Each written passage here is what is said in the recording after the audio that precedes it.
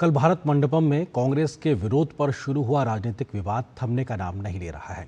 BJP ने देश के तमाम शहरों में कांग्रेस के विरोध प्रदर्शन के खिलाफ मोर्चा निकाला और देश की छवि खराब करने के लिए कांग्रेस को जमकर घेरा है। इस बीच बीजेपी ने राहुल गांधी सहित कांग्रेस के बड़े नेताओं पर देश विरोधी एजेंडा चलाने का आरोप लगाया, तो विभिन्न दलों के नेताओं ने भी कांग्रेस के विरोध को देश विरोधी कृत्य करार दिया है और देश की छवि को खराब करने का आरोप लगाया है। दिल्ली में आयोजित एआई इम्पैक्ट समिट में यूथ कांग्रेस कार्यकर्ताओं के हंगामे के बाद सियासी पारा चढ़ गया है।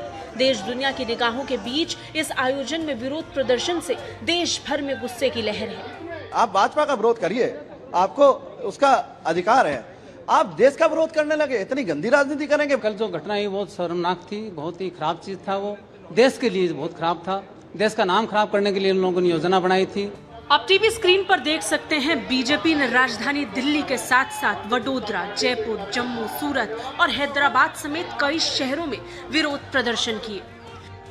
भारत में आयोजित जिस समिट की दुनिया तारीफ कर रही है, उसी समिट में कांग्रेस कार्यकर्ताओं ने देश की छवि बिगाड़ने की कोशिश की तो लोगों का गुस्सा फूट पड़ा।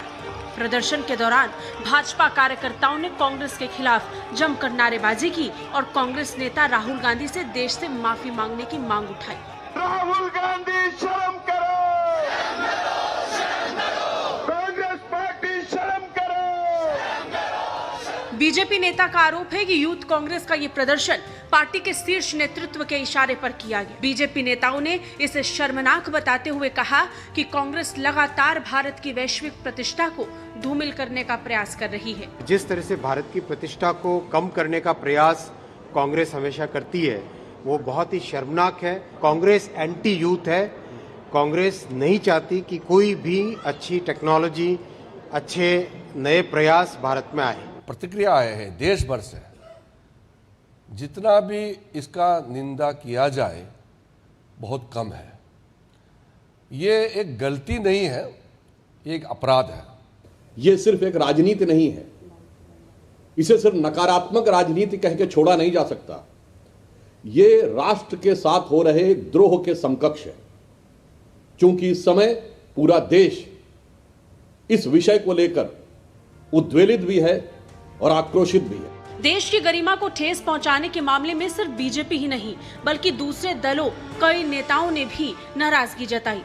बसपा प्रमुख मायावती ने ट्वीट कर युवा कांग्रेस के अर्धनग्न प्रदर्शन को अति अशोभनीय और निंदनीय बताते हुए कहा कि समिट के दौरान ऐसा आचरण करना ये चिंता की बात है। वहीं वाईएसआर कांग्रेस पार्टी के नेता और आंध्र प्रदेश के पूर्व मुख्यमंत्री वाईएस जगन मोहन रेड्डी ने कहा कि कल एआई समिट में यूथ कांग्रेस ने हम सबको शर्मिंदा कर दिया।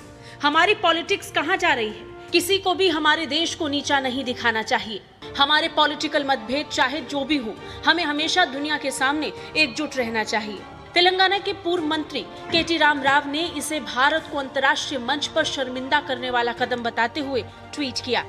ये निंदनीय है कि यूथ कांग्रेस के सदस्यों ने एआई इम्पैक्ट समिट 2026 को छोटी मोटी राजनीतिक नौटंकी के लिए चुना। विरोध के लिए ऐसे ग्लोबल प्लेटफॉर्म का इस्तेमाल करने से हमारे महान देश भारत की इंटरनेशनल लेवल पर खराब इमेज बनेगी।